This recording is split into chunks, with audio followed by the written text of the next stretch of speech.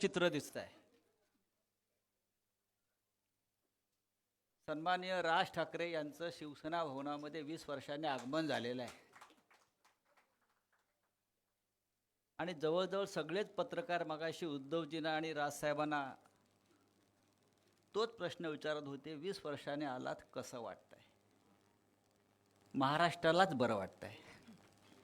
मी माननीय राजसाहेब आणि माननीय उद्धव साहेबांचं इथे आपल्या सगळ्यांच्या वतीनं स्वागत करतो.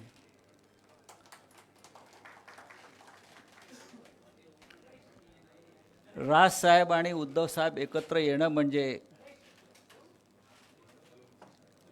आजही हिंदू अनडिवायडेड फॅमिली काय आहे याचं चित्र आहे. हा जमाना सध्या उद्धवजी आणि राजसाहेब एकत्र आल्यापासून सगळं काही संयुक्त होत आहे. संयुक्त सभा, संयुक्त पत्रकार परिषदा, संयुक्त मुलाखत आणि संयुक्त वचननामा. आज शिवशक्ती म्हणजे महाराष्ट्रातल्या 3 प्रमुख पक्षांची जी आघाडी आहे, शिवसेना, महाराष्ट्र नवनिर्माण सेना आणि राष्ट्रवादी काँग्रेसचा संयुक्त वचननामा आज प्रकाशित होतो आहे, प्रसिद्ध होतो आहे. खरं म्हणजे आदित्य ठाकरे आणि अमित ठाकरे यांनी 2 दिवसापूर्वी या सभागृहामध्ये वचननाम्यावरती सविस्तर चर्चा करून लोकांना माहिती दिलेली आहे. पण आज त्याचं अधिकृतपणे प्रकाशन होईल हे निमित्त आहे. पण पुन्हा एकदा राजसाहेब आणि उद्धवसाहेब हे पत्रकारांसमोर संवाद साधण्यासाठी इथे उपस्थित आहेत. मी सगळ्यात आधी 20 वर्षांनी शिवसेना भवनात आगमन झालेल्या राजसाहेबांचं स्वागत करतो पुष्पगुच्छ देऊन. उद्धव साहेब त्यांचं स्वागत करतील.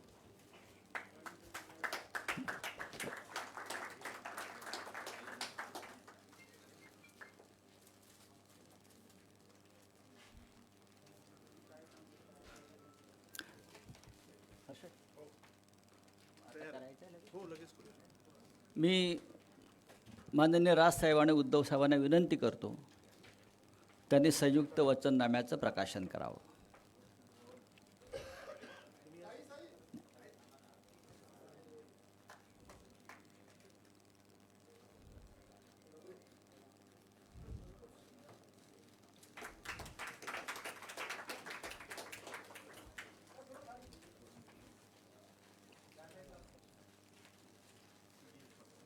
धन्यवाद. जय महाराष्ट्र.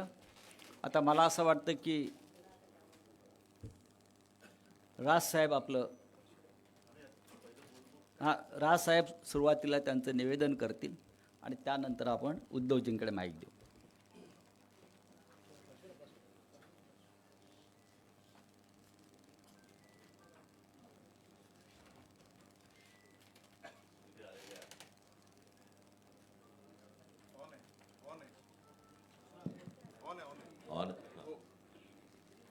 इथे आलेल्या सर्व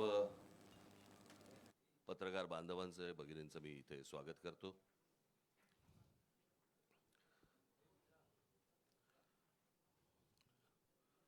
माझे मित्र संजय राऊत यांनी आता वारंवार उल्लेख केला, 20 वर्षानंतर राज ठाकरे आले. 20 वर्षानंतर मला खरं तर 20 वर्षानंतर सुटून आल्यासारखं वाटतंय. 20 वर्ष जेलमध्ये होते, आज पहिल्यांदा सुटून आलेले आहेत. आपण त्यांचं स्वागत करूया. आज मी खूप वर्षानंतर मी शिवसेना भवनमध्ये आलो.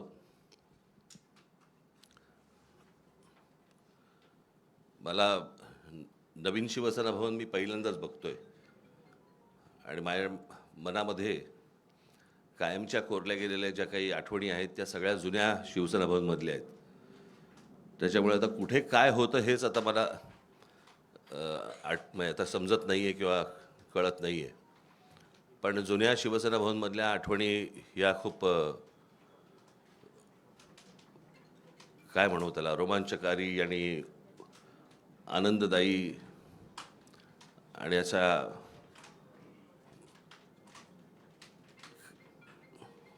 त्या आठवणींना म्हणजे मी तुमच्यावर जर बसलो मी तर इतक्या गोष्टी मला तुम्हाला सांगता येतील पूर्वीपासूनच्या.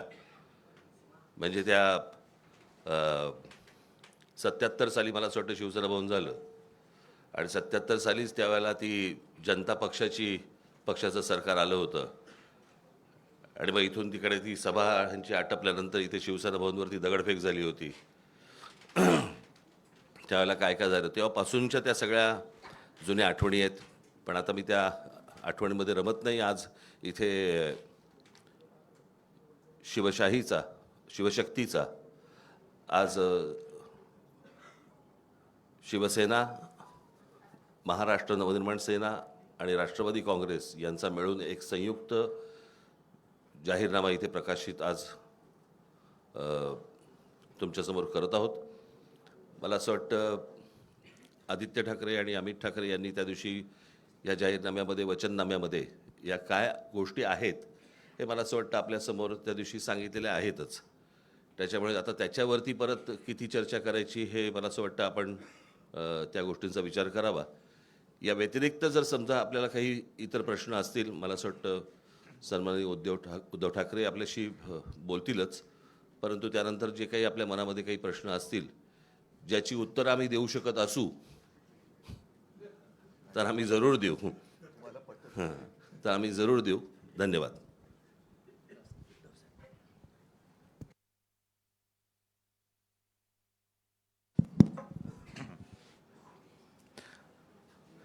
नेहमीच शिवसेना भवनमध्ये प्रवेश करताना आपल्यापैकी बरेच जण खाली उभे असतात आणि त्यांना काही ना काहीतरी मला विचारायचं असतं. पण आज गाडीतून पाऊल बाहेर टाकल्यानंतर ते आत्तापर्यंत 20 वर्षानंतर राज शिवसेना भवनमध्ये येत आहेत, 2 भाऊ एकत्र येत आहेत. आपल्याला काय वाटतं, कसं पाहता आपण ह्याच्याकडे? म्हटलं अरे येऊ तर दे, मग पाहतो ना. साहजिकच आहे, आनंद आहे. एक संपूर्ण महाराष्ट्रामध्ये नवं चैतन्य सळसळतं आहे आणि आज आपल्या सर्वांसमोर शिवशक्तीचा वचननामा आम्ही जनतेच्या चरणी सादर करतो आहोत. या शिवशक्तीमध्ये शिवसेना आहे, महाराष्ट्र नवनिर्माण सेना आहे, शरद पवार साहेबांचा पक्ष जो त्यांचाच ओरिजिनल आहे, राष्ट्रवादी आहे, त्यांच्याकडनं विद्याताई आलेल्या आहेत आणि त्यांचेसुद्धा प्रतिनिधी. म्हणजे असं नका विचारू की राष्ट्रवादीकडनं कोण आलेले आहे की नाही, आलेले आहेत. आणि हा वचननामा आपल्या माध्यमातून जनतेच्या चरणी सादर केलेला आहे. बोलण्यासारखं बरंच काही आहे. आपल्या प्रश्नातनं जसं राज म्हणाले तसं आम्ही उत्तर देऊच. पण एकूणच जी काही आता झुंडशाही, याला लोकशाही म्हणता येणार नाही, आपल्या देशातली लोकशाही संपून झुंडशाही सुरू झाले असंच आता वातावरण आहे. म्हणजे आम्ही त्यांची मतचोरी पकडली.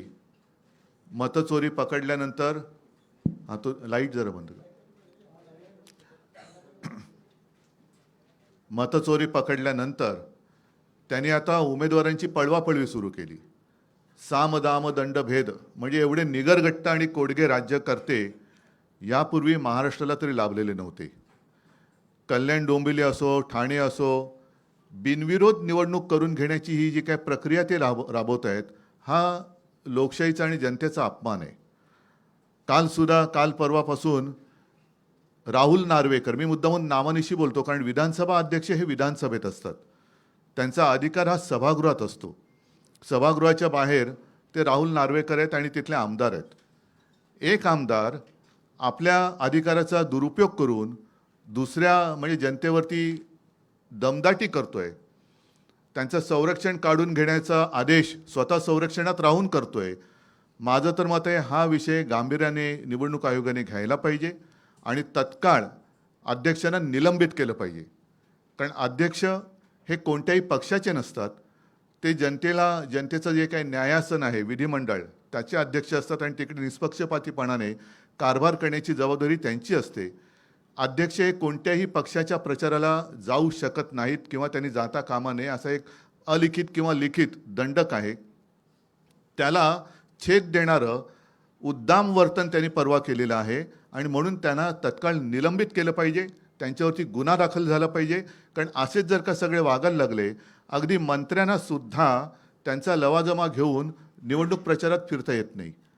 हे ऑन द स्पॉट, म्हणजे हे काय, तो जो काय नायक पिक्चरमधला अनिल कपूर स्वतःला समजतात आणि यांचं आत्ताच्या आत्ता संरक्षण काढून घ्या. संरक्षण देण्याचा आणि काढण्याचा अधिकार हा विधानसभा अध्यक्षांना सभागृहामध्ये असतो. बाहेर तसं कोणाचंही संरक्षण काढण्याचा अधिकार हा त्यांना नसतो आणि नसायला पाहिजे. एकूण काय की निवडणुकीमध्ये दमदाटी करून जिथे जिथे बिनविरोध निवडणुका झाल्यात, हे मला असं वाटतं निवडणूक आयोगाचं थोडंसं नाटक आहे की त्यांचा निकाल त्यांनी राखून ठेवलेला आहे. शेवटी ते त्यांच्याच वळचणीला जाणार आणि ते जाहीर करणार, पण तिथल्या मतदारांना मतदानापासून त्यांनी वंचित ठेवलेलं आहे. जे मतदार ज्यांना आपण जेनझी म्हणतो, पहिलं प्रथम मतदान करणार आहेत किंवा होते, त्यांचा मतदानाचा अधिकार तुम्ही नाकारलेला आहात आणि तिथल्या वॉर्डाची प्रक्रिया ही रद्द करून पुनर्प्रक्रिया करून जसं आता मध्ये नगर परिषदांचं झालं ना, निवडणुका परत घेतल्या, तसं परत तिथल्या वॉर्डाच्या निवडणुका निकाल नुसते थांबवून ठेवू नका, तर तिथली निवडणूक प्रक्रिया रद्द ठरवून तिथे पुनर्निवडणुका घेतल्या गेल्या पाहिजेत. तर तुम्ही लोकशाहीचे रक्षक आहात. नाहीतर तुम्ही म्हणजे निवडणूक आयुक्तांना म्हणतोय की तुम्ही सत्ताधाऱ्यांचे गुलाम आहात. हा जनतेमध्ये एक समज तुमच्याबद्दल होईल, तो होऊ देऊ नका. बाकी प्रश्न आहेत, त्या प्रश्नाबद्दल तुम्ही प्रश्न विचारा, आम्ही उत्तर देऊ. बोलण्यासारखं खूप आहे, जसं जमेल तुमच्या प्रश्नाच्या निमित्ताने आम्ही बोलत जाऊ. पण ह्या गोष्टी मात्र ठळकपणाने अधोरेखित करण्यासारख्या आहेत. परत एकदा सांगतो, राहुल नार्वेकर यांना विधानसभा अध्यक्षपदावरून निलंबित केलं गेलं पाहिजे, त्यांच्यावरती गुन्हा दाखल झाला पाहिजे आणि जिथे जिथे बिनविरोध निवडणुका ह्या करून घेतल्या गेलेल्या आहेत तिकडे निवडणूक प्रक्रिया ही नव्याने राबवली गेली पाहिजे.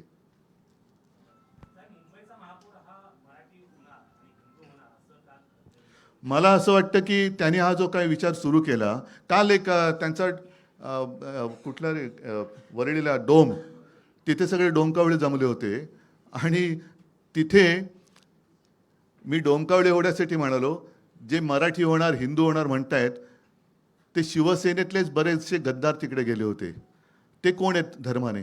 ज्यांना शिवसेनेने मोठं केलं ते धर्माने कोण आहेत? मुंबईचा महापौर हा मराठीच होणार. आत्तापर्यंत हा मराठीच शिवसेनेने महापौर केलेला आहे, पण भारतीय जनता पक्ष आमच्यासोबत असताना त्यांनी उपमहापौर काय केले होते हा त्यांनी स्वतःला प्रश्न विचारावा. मुख्यमंत्री असं म्हणतात की त्यांनी महायुतीने केलेल्या प्रकल्पांचं श्रेय चोरलं जाते आणि ते लोकांसमोर मांडलं जाते. हा प्रश्न एक चांगला आहे. आम्ही साधी कामं केलेली आहेत.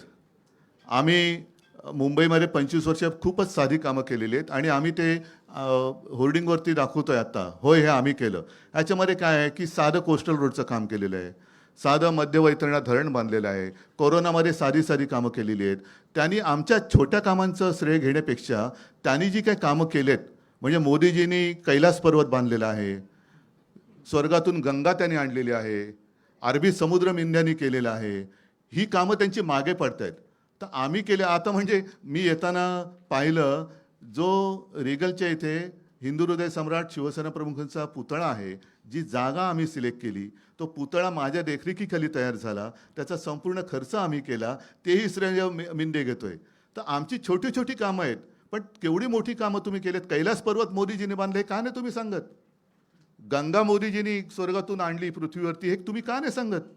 अरबी समुद्र देवेंद्र फडणवीस आणि मिंध्यानी केलं. ज्या अरबी समुद्रात शिवस्मारकाचं जलपूजन मोदीजींनी केलं होतं, ते पाण्यातलं शिवस्मारक काढणार कधी बाहेर? समुद्र मंथन हे सुद्धा त्यांनीच केलं होतं. त्याच्यामुळे समुद्र मंथन करून ते शिवस्मारक त्यांनी बाहेर आणावं, जसं अमृत आणलं तसं. आमची छोट्या कामाची काय तुम्ही श्रेय घेताय? ज्या वेळेला मुंबईमध्ये देवेंद्र फडणवीस किंवा एकनाथ शिंदे मिंध्याना कोणी ओळखत नव्हतं, तेव्हापासून कोस्टल रोडची प्लॅनिंग, त्याच्या आधी मिडल वैतरणा धरण, त्याच्यानंतर आम्ही हॉस्पिटल्स बांधलेली आहेत, अनेक सुविधा केलेल्या आहेत. ही छोटी कामं आहेत, त्यांनी केलेली मोठी कामं आहेत. परत एकदा सांगतो, मोदीजी कैलास पर्वत बांधलेला आहे, स्वर्गातून गंगा मोदीजीने आणली, अरबी समुद्र या मिंध्याने आणि गद्दारीने केलेला आहे निर्माण, तर ते श्रेय त्यांनी घ्यायला पाहिजे.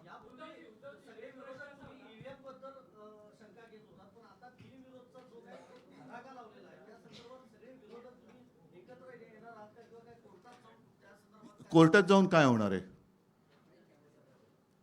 विश्वास ठेवायचा तरी कोणावर? ही प्रक्रिया म्हणून म्हणतो की निवडणूक आयोगामध्ये दम असेल तर त्यांनी नुसता निर्णय राखून नाही ठेवायचा तो. आणि महत्त्वाचा मुद्दा म्हणजे अर्ज भरताना ते जे सगळे आरोह होते त्या आरोंचा टेलिफोनचा रेकॉर्ड काढा. कोणी कोणी त्यांना फोन केले होते ते काढा. का तोही रेकॉर्ड आता व्हिडिओच्या CCTV कॅमेऱ्याच्या फुटेजप्रमाणे नष्ट केलं आहे तेही लोकांना कळू द्या. थांबा ना, राज. एका गोष्टीची मला असं वाटतं मी आठवण करून देणं खूप गरजेचं आहे, आणि की अशा प्रकारच्या बिनविरोध या स्थानिक स्वराज्य संस्थांच्या निवडणुकांमध्ये बिनविरोध असं पश्चिम बंगालमध्ये झालं होतं. त्या गोष्टींबद्दल कोर्टामध्ये म्हणजे सुप्रीम कोर्टामध्ये भारतीय जनता पक्ष गेला होता. कळलं का? आता त्या पक्षाचं आत्ताच्या या महाराष्ट्रातल्या गोष्टींबद्दलचं काय म्हणणं आहे हे एकदा तरी सांगावं.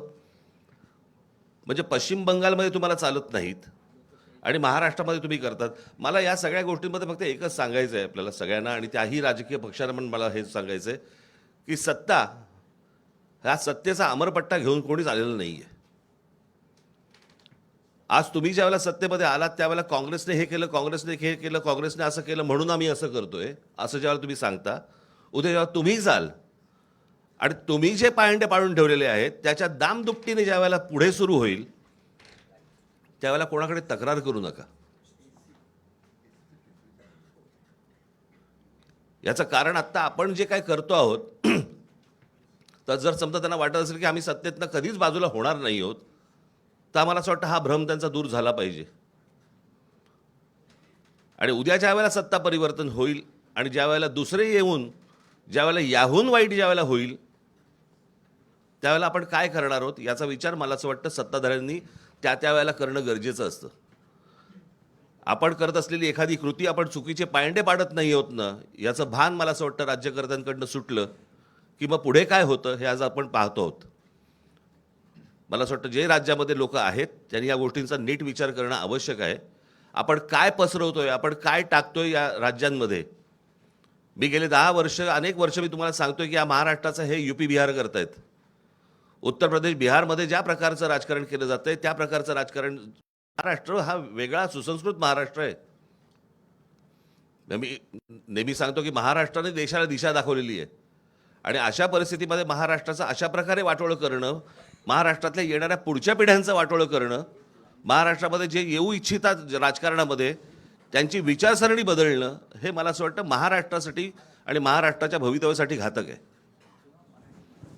ह्या सगळ्या गोष्टींचा विचार मला असं वाटतं राजकीय पक्षांनी करणं गरजेचं आहे.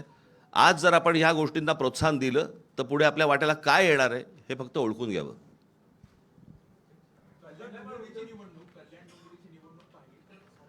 नाही, एकच सेकंद जरा मध्ये मी थोडंसं काल मुख्यमंत्री बोलले, कारण मुंबई महापालिका ही एकमेव महापालिका होती असं आता म्हणावं लागतं की जिच्या मुदत ठेवी 92,000 कोटीपर्यंत आम्ही नेऊन दाखवल्या होत्या. त्याच्यापैकी साधारणतः 40 ते 45,000 कोटी ह्या ज्या कामगारांचे प्रॉव्हिडंट फंड, ग्रॅच्युइटी वगैरे असतात त्याच्यासाठी असतात. उरलेल्या ज्या आहेत त्या लाँग टर्म आणि मोठे जे प्रोजेक्ट असतात त्याच्यासाठी असतात. आणि त्याच पैशातून मुंबईसाठी कोस्टल रोड हा आपण बांधून करून दाखवलेला आहे, टोलमुक्त. यांचे गल्लीबोळ केली तरी यांचे हे टोल लावतात. नितीन गडकरींचा मुंबई गोवा रस्ता अजून होतोय, 200 वर्ष त्याला खड्डे पडणार नाही, पण 200 वर्षात तो होणार की नाही अजून माहिती नाही आहे. पण त्यांनी जे काल उद्गार काढले मुख्यमंत्र्यांनी हे खरं अशोभनीय आहेत.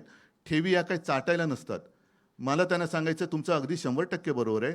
ठेवी ह्या चाटायला नसतात, पण त्याचप्रमाणे त्या कॉन्ट्रॅक्टरचे बूट चाटून त्यांना वाटायला नसतात. त्यांनी पूर्णपणे संपूर्ण विल्हेवाट लावण्याचं ठरवलेलं आहे. साधारणतः एक जमा खर्च याचं एक तारतम्य ठेवून ताळमेळ घातला जातो आणि जो खर्च केला जातो आपल्याकडे सर्व जे काही सोर्सेस आहेत त्यातनं पैसा किती जमा होणार आहे, पुढच्या काही वर्षात किती येणार आहे आणि त्यानुसार प्रोजेक्ट हे आखले जातात, ठरवले जातात. आज जर माझ्या माहितीप्रमाणे 15,000 कोटी हे साधारणतः खर्चासाठी बजेट महापालिकेचं आहे. त्याच्यासमोर साधारणतः 3 लाख कोटींचं देणं कॉन्ट्रॅक्टरना त्यांनी करून ठेवलेलं आहे. म्हणजे हा 3 लाख कोटीचा घोटाळा ह्या लोकांनी केलेला आहे. आणि जर मला मिळालेली माहिती चुकीची असेल तर आनंद आहे, पण 3 लाख कोटी त्यांना देणीसाठी पैसे जे दिले ॲडव्हान्स मोबिलायझेशन त्यातून किकबॅक घेऊन हा पैसा वाटप पैसे हे निवडणुकीला वापरतात. ही माझ्याकडे आलेली माहिती आहे. 3 लाख कोटीचा घोटाळा या खोकासुराने केलेला आहे. मेरा सवाल आपसे है, कल मुख्यमंत्री जी ने कहा है कि आप लगातार कह रहे कि अगला मेयर जो है मराठी होगा, लेकिन मुख्यमंत्री लगातार कह रहे कि हिंदू होगा और वो मराठी होगा. तो आपको लग रहा है कि हिंदू और मराठी इन दो शब्दों के जरिए जो है एक डिवीजन क्रिएट करने का प्रयास किया जा रहा है? एक दूसरा, मी तुम्हाला अजून एक प्रश्न विचारतो. मला असं वाटतं की आपण थोडासा इतिहास माहिती नसेल तर सांगतो. पेशव्यांच्या काळामध्ये मला असं वाटतं 3 संस्थानं उभी राहिली. त्यातलं एक गुजरातचं मधलं गायकवाडांचं, शिंदेंचं म्हणजे सिंधिया ज्यांना म्हणतो आपण ते, आणि तिसरं होळकरांचं. बरोबर. जे साम्राज्य उभं राहिलं ते बडोद्याचं साम्राज्य उभं राहिलं, जे मराठेशाहीचं साम्राज्य आहे. बरोबर. मग त्या बडोद्यामध्ये सगळे मेयर गुजराती का होता तो?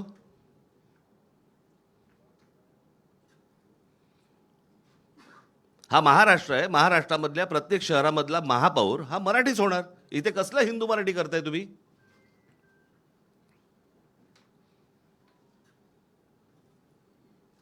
आणि मला मी त्या दिवशी म्हटलं नाही का तुम्हाला की आम्ही हिंदू आहोत, हिंदी नाही आहोत.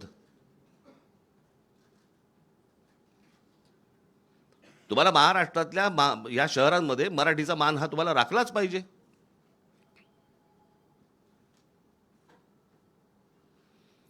त्याच्यामुळे आमचा जो महापौर होईल तो मराठीच होणार. मुंबईचा महापौर मराठीच होणार. या प्रश्नाला एकच आहे. याचा अर्थ भाजप मराठी माणसाला हिंदू नाही का समजत? मराठी माणसाला हिंदू नाही समजत? मराठी जसं राज म्हणाला तसं आम्ही मराठी आहोत, अस्सल हिंदूच आहोत. आणि अगदी संयुक्त महाराष्ट्रापासून जो मुंबईसाठी लढा दिला गेला त्याच्यामध्ये आत्ताचा भाजप किंवा तेव्हाचा जनसंघ हा कुठे होता? हा कधी मराठी माणसांच्या आणि हिंदूंच्या बाजूने उभा राहिला आहे? उद्धव सर बोले. एक मिनिट.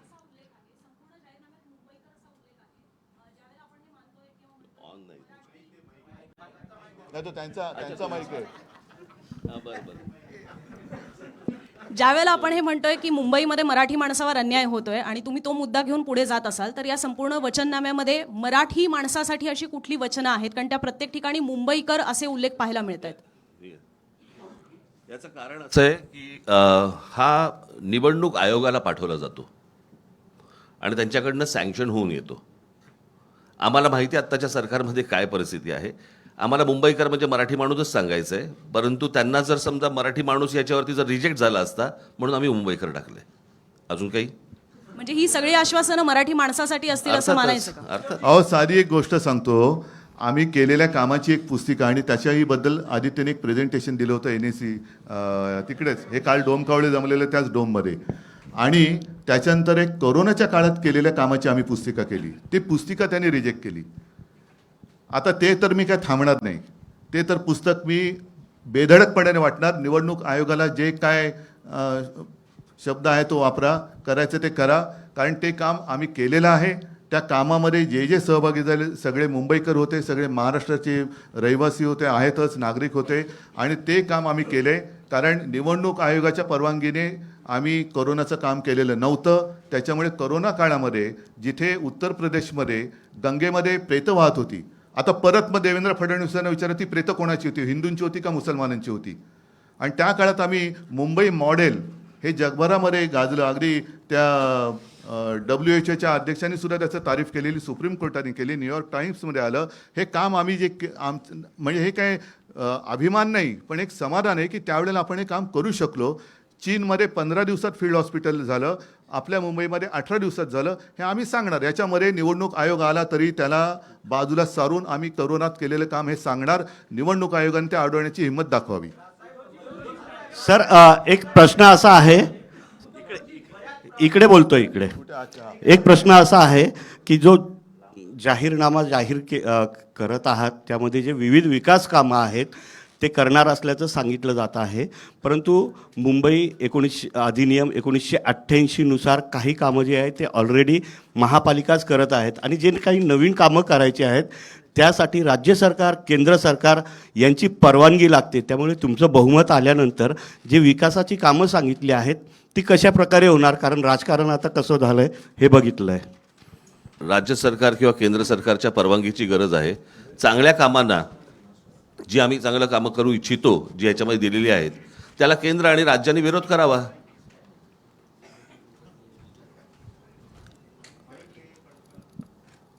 समजलं का की इकडे तिकडे बघत होतस तू?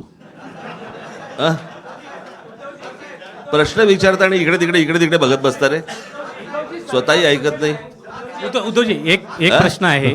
थांब रे जरा थांब, कुठे चाललोय का?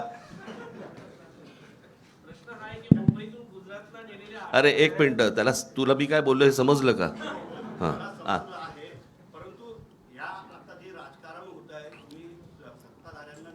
कोस्टल रोडचं डिझाईन परत ऐक ना, माझं तेच म्हणणं आहे, चांगल्या कामांना राज्य आणि केंद्र सरकारने नाकारत होत आहेत. पहिलं हे तुमच्यासमोरच येईल ना की आम्ही ह्या योजना करायचं म्हणतोय, ह्याच्यासाठी राज्याची किंवा केंद्राची परवानगी पाहिजे आणि हे नाही देत आहेत. कळलं? बघू. उद्धवजी थांब ना जरा थांबा ना रे. केंद्र आहे ते याच्याच प्रश्नाच्या संदर्भात, कारण ते पुन्हा आणायचं म्हटल्यानंतर राज्य सरकार असो केंद्र सरकार असो ते येऊ देईल का? त्यांना आडू तर दे, तेच तर राज म्हणाले ना, त्यांना आडू तर द्या, म्हणजे त्यांचं जे काही ढोंग आहे ना ते बाहेर पडेल. जसं एक मुद्दा किंवा दोन गोष्टी आहेत ज्याच्याबद्दल मी मुख्यमंत्री असताना गो अहेड दिला होता, ते म्हणजे मराठी रंगभूमीचं दालन ते यांनी रद्द केलं बिर्ला तिकडे चौपाटीला, आणि ते हे बिल्डरच्या घशात घातलं. वरळी दुग्ध डेअरी आहे, तिथल्या सगळ्या कामगारांचं नीट तिथेच पुनर्वसन करून तिथे आपण जागतिक दर्जाचं पर्यटन केंद्र करणार होतो, ते आता यांनी रद्द करून तेही बिल्डरच्या घशात घालत आहेत. देवनार डम्पिंग ग्राउंड हे बिल्डरच्या घशात घालत आहेत. कुर्ला मदर डेअरी अदानीच्या घशात घातलेली आहे. मुलुंडचा सगळे ती कांजूरचे मिठागरे आहेत ती अदानीच्या घशात घातलेली आहेत. म्हणजे यांचा महापूर होणार नाही, पण झाला तर मुंबईचं अदानीस्थान होईल, हे माझं स्पष्ट आणि ठाम मत आहे. उद्धव साहेब 2017 ए तुझा मराठी भाषा भवन सुद्धा यांनी अडवून ठेवले. एक मिनिट, तुझं विचारून झालं ना मगाशी, जरा बाकीच्यांना पण विचारू देत ना. नाही, एक नाही, थांब. उद्धवजी सरकार लाडक्या बहिणीसाठी 1,500 रुपये देत आहे, मात्र आपल्या वचननाम्यामध्ये सुद्धा घरकाम करणाऱ्या महिलांसाठी तुमचा विरोध आहे का? नाही, 1,500 रुपये असं तुम्ही म्हणत आहात, मात्र महिलांसाठी आता हे जो निधी दिला जात आहे त्याऐवजी त्यांना घरकाम द्या किंवा त्यांना जे असेल काम द्या असं सुद्धा ते म्हणत आहे. त्यामुळं निधी देण्याऐवजी काम देणं हे गरजेचं आहे. दोन्ही करणार, आणि म्हणूनच आर्थिक केंद्र जे आहे त्याची गरज, कारण मुंबईमध्ये आर्थिक केंद्र जे केलं होतं ते मनमोहन सिंगांनी जाहीर केलं होतं, बरोबर आहे, म्हणजे त्यांचं प्रेम हे मुंबईवरती होतं, पण हे आल्यानंतर ते आर्थिक केंद्र उचलून त्याने अहमदाबादला नेलं. म्हणून मुंबईकरांसाठी रोजीरोटीसाठी काही उत्पन्नाची साधनं निर्माण करायची, त्याच्यासाठी आर्थिक केंद्र हे पुन्हा परत आणण्यापेक्षा आम्ही नव्याने करू. 2017च्या वचननाम्यामध्ये आपल्या उद्धव साहेब मुंबईकरांना 24 तास पाणी देण्याचं एक आपण वचन केलं होतं, त्यासाठी गारगाई पिंजाळ धरणाचा देखील उल्लेख केला होता. परंतु आत्ताच्या याच्यात ठेवलेलं नाही. सांगतो, हा चांगला प्रश्न विचारला. 2017च्या वचननाम्यामध्ये गारगाई पिंजाळ ही 2 धरणं आम्ही करू हे वचन होतं. योगायोगाने म्हणा काही असेल, अनपेक्षितपणे 2019 साली मी मुख्यमंत्री झालो आणि त्याला चालना देण्यासाठी जेव्हा मी प्रेझेंटेशन घेतलं तेव्हा लक्षात आलं की तिथे गारगाई आणि पिंजाळ ही जर का आपल्याला तलाव किंवा धरणं करायची असतील तर किमान 5.5 ते 6 लाख झाडांची कत्तल करावी लागेल. कत्तल हा शब्द मी मुद्दामून वापरतोय, कारण झाडांना सुद्धा जीव असतो, तर त्यांची कत्तल करावी लागेल. आणि ते बघितल्यानंतर मी थांबलो. त्याच सुमारास आणखीन एक प्रोजेक्ट समोर आला, तो म्हणजे डिसॅलिनेशन ऑफ वॉटर, म्हणजे समुद्राचं पाणी हे पिण्यायोग्य करणं आणि ते वापरणं. आता यातला फरक असा आहे की जिथे कॅचमेंट एरिया आहे तिथे आपण ही धरणं करणार होतो. कॅचमेंट एरिया का आहे तर तिकडे झाडं आहेत म्हणून. ती झाडं कापल्यानंतर पुन्हा पावसावरती आपण अवलंबून राहावं लागायचं, ते लागणारच आहे. तो होणारा खर्च, तिथून इथे पाणी आणण्याचा खर्च, त्यापेक्षा समुद्राचं पाणी आपल्याला पावसावरती अवलंबून राहावं लागणार नाही. मी मुख्यमंत्री असताना शेवटचा जो काही अर्थसंकल्प महापालिका आयुक्तांनी मांडला होता त्याच्यामध्ये 400 MLD पर डे, म्हणजे जेवढं आता तानसातनं पाणी मुंबईला एका दिवसात मिळते त्याचा पायलट प्रोजेक्ट लावणार होतो, आणि तो आत्ता या डिसेंबरपर्यंत पूर्ण झाला असता. म्हणजे आत्तापर्यंत आपल्याला 400 MLD पाणी जे तानसातनं मिळते ते समुद्राचं पाणी प्यायला पिण्यायोग्य करून उपलब्ध झालं असतं, आणि ते यशस्वी झाल्यानंतर मग समुद्र आहे जो समुद्र या मेंढ्याने आणि यांनी निर्माण केला आहे तो असाच ठेवलेला आहे, तर त्याचं पाणी आम्ही पिण्यासाठी करणार होतो. तो प्रोजेक्ट त्यांनी मारून टाकला आणि परत कॉन्ट्रॅक्टरसाठी गारगाई पिंजाळ म्हणजे पर्यावरणाचा ऱ्हास, आरेमध्ये जे आम्ही करत होतो, आरेचं जंगल तसंच ठेवून कांजूर मार्गला मेट्रोची शेड करणार होतो. आता त्यांनी आरे पण वापरतायत, कांजूर पण वापरतायत. हा सगळा विध्वंस आहे. हा कॉन्ट्रॅक्टरसाठी चाललेला हा मोठा घोटाळा आहे. उद्धवजी इकडे उद्धवजी एक प्रश्न आहे की या निवडणुकीमध्ये वारंवार असं म्हटलं जातं आहे की मराठी माणसाचं अस्तित्व टिकवण्याची ही लढाई आहे. जर इतक्या वर्षानंतर मराठी माणसाचं अस्तित्व हा जर मुद्दा असेल तर मग महाराष्ट्रात मराठी माणसाला अस्तित्व टिकवावं लागतंय, तर जे राजकीय पक्ष आहेत, विशेषतः मराठी माणसाच्या न्याय हक्कासाठी आणि अस्मितेसाठी स्थापन झालेल्या पक्षांचं हे अपयश आहे असं तुम्हाला वाटत नाही का? हा प्रश्न जर का आता 10 वर्ष होऊन मोदींना हिंदू खतरे में है ही आवई देणाऱ्यांना विचारलं तर तुम्हाला त्याचं उत्तर मिळेल. कारण जगातला सगळ्यात बलवान नेता हिंदू हा देशावरती राज्य करतोय.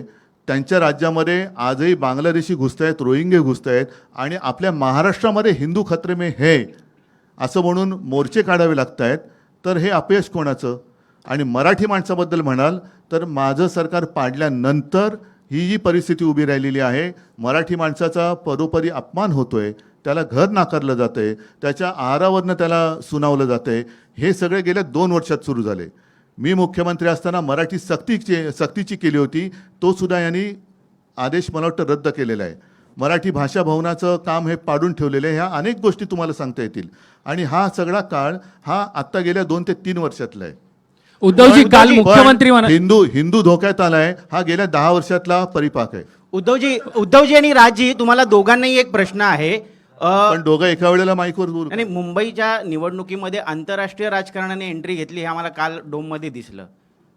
मुंबईचे भाजपचे अध्यक्ष म्हणत आहेत की जो न्यूयॉर्कचा महापौर झाला आहे झोराम ममदानी, त्यांनी उमर खालिदला सपोर्ट केला आणि त्या उमर खालिदच्या सभेमध्ये जी मुंबईत होणार होती तिथे आदित्य ठाकरे आणि तुमच्या पक्षाची लोक गेलेली होती. त्यांचं म्हणणं आहे की मुंबईचं आम्ही ममदानीकरण होऊ देणार नाही, मुंबईचा न्यूयॉर्क होऊ देणार नाही, मुंबईचा रंग आम्ही बदलू देणार नाही. कोण बोललं? हे सगळे भाजपचे पदाधिकारी आणि मुंबई अध्यक्ष बोलतात. चाटम नाही काय मला ऐकायला नाही आलं. माईक घ्या ना जरा. चाटम. उद्धवजी मुंबईची निवडणूक आली की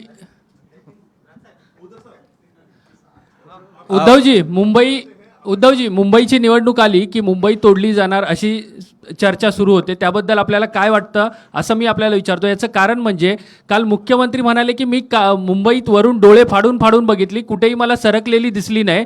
आणि जे सातत्याने अशा पद्धतीचा प्रश्न उपस्थित करतात त्यांची बुद्धी सरकलेली आहे. मुंबईकर येत्या निवडणुकीत आणखीन काहीतरी त्यांचं फाडणार आहे. दुसरा मला राज ठाकरेंना एक प्रश्न विचारायचा आहे. राजसाहेब, काल मुख्यमंत्र्यांनी थेट असं म्हटलेलं आहे की हिंदू हृदय सम्राट बाळासाहेब ठाकरे यांच्या कृतीचा जर वारसा कोणी चालवत असेल तर ते एकनाथ शिंदे चालवतात आहे. याबद्दल आपल्याला काय म्हणायचं आहे? ढाण्या वाघ असं देखील म्हणाले. राजसाहेबांकडून उत्तर अपेक्षित आहे. ठाण्या पण नाही तर ढाण्या कुठून येणार? मला उद्धव अरे थांब, राजला विचारलं मी उत्तर देतो.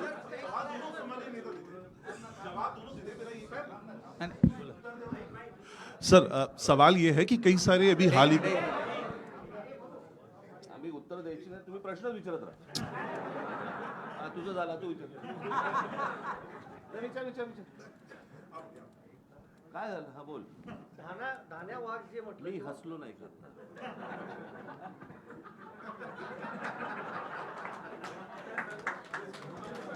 मी हसलो ना. माईकवर असा. मी तर शांतपणे हसलो. संजय राऊत जोरात हसले. हे त्याचं उत्तर. ते मागच्या थांब, आता ते आहेत ना. ऐका, एकच विनंती आहे की ह्या सगळ्या फालतू विषयाचा मुंबईकरांच्या जीवनाशी काहीही संबंध नाही. त्याच्यामुळे माझं म्हणणं आहे की मुद्द्यावरती त्यांनी बोललं पाहिजे. आम्ही मुद्द्यावरती बोलतो. ममदानीबद्दल त्यांनी मोदींना विचारलं पाहिजे, कारण ते नवाज शरीफचा केक खाऊन आलेले. त्याच्यामुळे मोदी तिकडे जात येत असतात, आम्ही जात येत नाही आहोत. तर त्याचा आणि मुंबईशी काही देणं घेणं नाही आहे. मुंबईकरांसाठी आम्ही जे केलेलं आहे त्याच्यावरती बोला. ते जर काही करू शकत असतील तर त्याच्यावरती बोला. या फालतू बाष्पळ त्यांच्या प्रचारामध्ये मुंबईकरांना काही मिळणार नाही. उद्धव सर इसी सवाल का मी एक प्रश्न तुम्हाला सगळ्यांना तुम्हालाच विचारतो. पुढे पण काय काय गोष्टी ऐकायच्या आहेत ना रे तुम्हाला? आज 4 काय 5 किती तारीख आहे आज? 4 तारीख आहे. अजून पुढे पण आहेत, पुढे सभा आहेत, सभांमधनं पण तुम्हाला अनेक गोष्टी ऐकायला मिळणार आहेत. एकाच पत्रकार परिषदेमध्ये सगळेच जर प्रश्न तुम्ही विचारायला लागलात, कशासाठी करताय ते? आज त्या वचननाम्याचं मला असं वाटतं आज जाहीर करणं होतं, तेवढ्यापुरता तो विषय ठेवा. बाकीच्या अनेक प्रश्नांची उत्तरं तुम्हाला मला असं वाटतं सभांमधनं मिळतील. ठीक आहे. चला, धन्यवाद. जय हिंद, जय महाराष्ट्र.